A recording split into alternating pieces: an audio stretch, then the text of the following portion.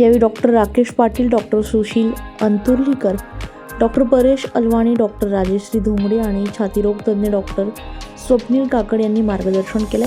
Doctor Patil यांनी dengue malaria टाळण्यासाठी स्वच्छता, पाणी साचू न देणे आणि ताप आल्यास त्वरित तपासणीचं महत्त्व सांगितलंय.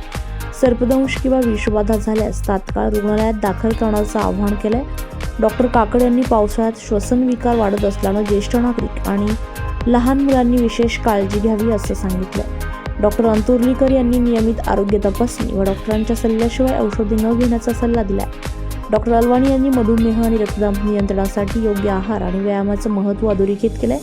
डॉक्टर धोंगडे यांनी दूषित अन्नपाण्यामुळे होणाऱ्या आजारांपासून बचाव आणि प्रौढांसाठी लसीकरणाचं महत्त्व स्पष्ट केलंय. सेंटर हेड अनुप त्रिपाठी यांनी उपचारापेक्षा प्रतिबंध महत्त्वाचा असल्याचं सांगत नागरिकांनी वेळेवर तपासणी आणि वैद्यकीय सल्ला घ्यावा असं आवाहन केलंय. यावेळी प्रसारमाध्यमांचे प्रतिनिधी, डॉक्टर आणि अधिकारी उपस्थित होते. सध्या पावसाळा सगळीकडे सुरू होतोय, पावसाचं प्रमाण वाढतंय आणि साथीचे आजार बळावत आहे. साथीच्या आजारांमध्ये सर्वात महत्त्वाचं म्हणजे बॅक्टेरिया आणि व्हायरलचे इन्फेक्शन, होणारा फ्लू, खोकला, न जाणारा ताप किंवा थंडी वाजून येण्यासारखे आजार. हे जे साथीचे आजार आहे हे पावसाळ्यामध्ये नक्कीच वाढत आहे. नाशिकसारख्या शहरामध्ये जिथे सध्या खूप खड्डे आणि पाणी साठण्याचं प्रमाण वाढलं आहे, अशा ठिकाणी मच्छर याची ग्रोथ होते आणि त्यामध्ये मलेरिया किंवा डेंग्यूसारखे आजार पण बळावत आहे.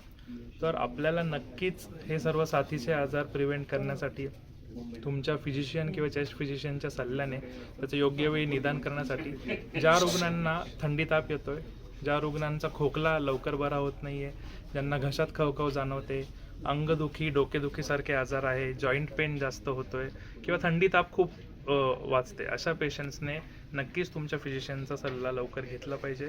आपल्या अशोका हॉस्पिटलमध्ये न्यूमोनिया, ARDS आणि जे पण कॉम्प्लिकेशन्स आणि व्हायरल न्यूमोनियाचे असू दे, बॅक्टेरियल न्यूमोनियाचे असू दे किंवा डेंग्यू मलेरियासारखे आजार असतात, त्याची सर्व ट्रीटमेंट आपल्या मेडिकवर हॉस्पिटलमध्ये उपलब्ध आहे. ज्या रुग्णांना असे काही साथीचे आजार किंवा इतर काही आजाराची लक्षणं असतील त्यांनी नक्कीच आपल्या फिजिशियनच्या सल्ल्यासाठी अशोका